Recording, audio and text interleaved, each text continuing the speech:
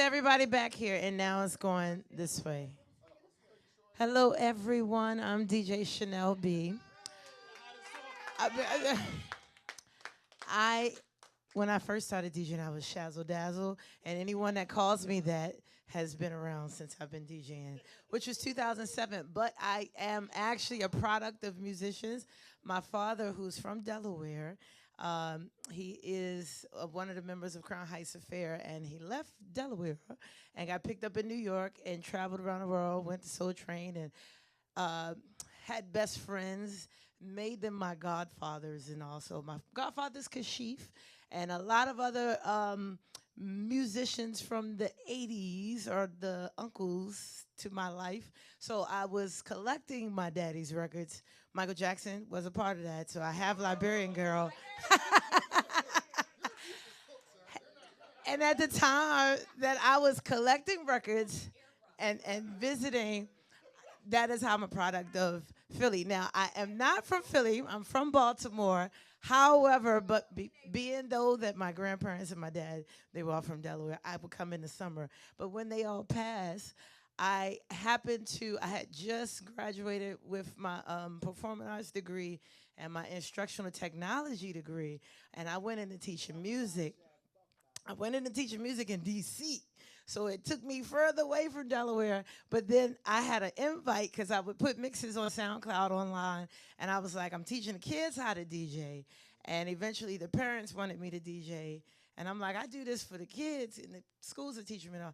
And eventually I started to put mixes up, and then someone from Philly invited me to a cafe, and the rest is history. I got to meet all of you, and this was before there were other chapters in Maryland and all. So I would come up to Philly because I was like, it makes me feel like I'm back with my daddy and my music lovers and all.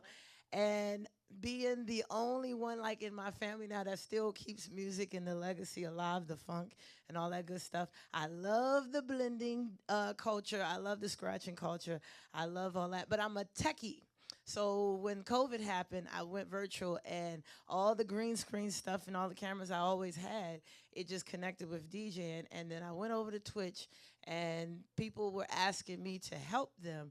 And I said, I'll help you because school is out. I will be your media specialist like I am in the school system. And that started up a nonprofit where I actually help DJs and children collectively become advanced in technology, also media, and also music. And that has led me to being viral, I guess. Viral. I did not. I actually have just always played music, and ironically, it has reached Liberia. It has reached. It has reached Tokyo. It really has. It really has. It wasn't. It wasn't intentional, but I have DJ'd for different conferences and different people virtually because when we went online, people needed media, they needed music, they needed a DJ, they needed a host. So it actually extended my reach, and now I am on the water. I DJ on the cruise ships now. So if you guys want to come and see me on the water, come and see me. But you can also check me on YouTube because apparently people take clips of your edits that you play from other DJs, and then they clip it, and then when no one knows that it came from you just collecting records and putting music together, they throw it all out and they make it viral as if they never heard it before, but it's been there all along. So that is weird. Anything you do now, if you do it on the internet, it's going to reach even a bigger span. But if you're collecting and have been collecting for 80 something years, you know, you guys are really the masterminds of this thing. And you can just keep recreating because there's a new era of people that have not heard that music. Yep. Yes. Huh? Oh. I mean, yeah, I just collected music and consistency is key. Collection is key. Yes, yes, yes. Yes. And that viral video actually was something I played last October. I played it on Twitch. People on Twitch have heard it. There was a producer that gave me that song. He never released it because he fixed it from hearing another DJ do it. So when he did it, He just gave it to me. And when I did it for my YouTube channel, those producers cropped it, and on TikTok, these people out of nowhere were like, we never heard anything like this. This is the best mess of the year. And I'm like, really? It's Phil Collins and Juvenile. These songs are more than 10 years old. Like, well, that's the thing.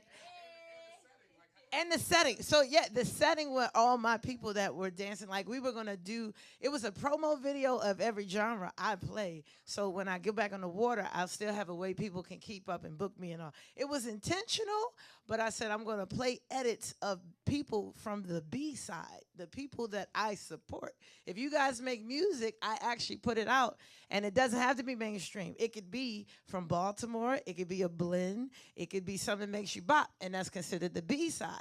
So when I put the whole mix together, I'm like, every song was an edit of an edit of an edit, and then DJs actually peeled it, dissected, and went through it. I'm like, you're wrong for this because you're playing another edit. You're doing this, and you didn't. And I'm like, what do you mean? Like, every song has been recreated. So if you're gonna get mad at me, should I just give credit to Phil Collins or Juvenile? Like, I mean, it's a lot of people that contribute to music and the things. But as a DJ, everybody should be dropping anything. You don't just need to drop the basic or drop what everybody like. You should be introducing them to new music as well.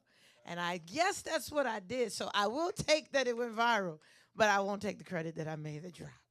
I didn't make the edit. But it went viral because we went to TikTok and we went to YouTube and we went to different platforms that some people are scared to go to.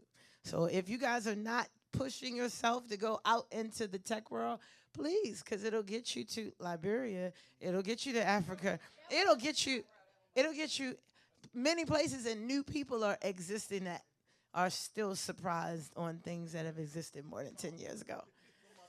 Thank you. What about what? The expo? Well, I DJ at the expos.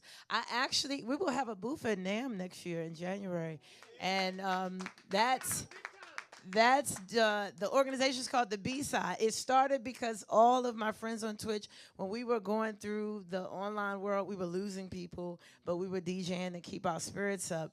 Not only was I teaching people how to advance, I was giving DJs a way to get exposed to new people by giving them a game called the B-Side Hunt. So every DJ that was new to Twitch, they would have a code in their chat, and the viewers had to go to their chat when they were live to get the code. And I would give them gifts. Sponsors would actually give them prizes.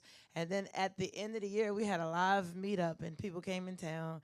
And we said, we need to keep this going because not only were we doing it for our sanity, we were losing people. So we honored some people with breast cancer. So now we do an annual event that honors people we lost in breast cancer. We also do things to make sure you're active. And if there's a DJ that actually wants to promote or support a nonprofit, if the nonprofit says we don't have the money, we don't have the budget, you can come to the B side and we actually will find funding, or we'll give you help with the sound or the travel or the generators or the equipment.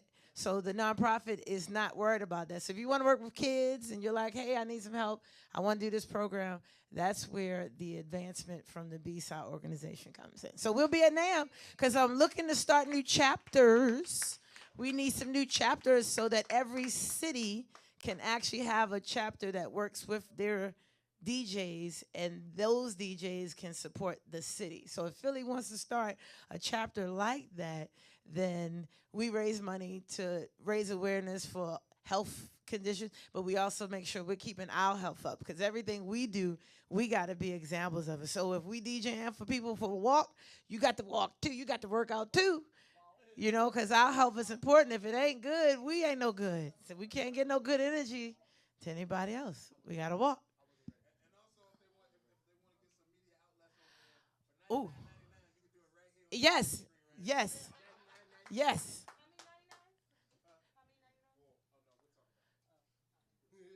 Thank you for having me.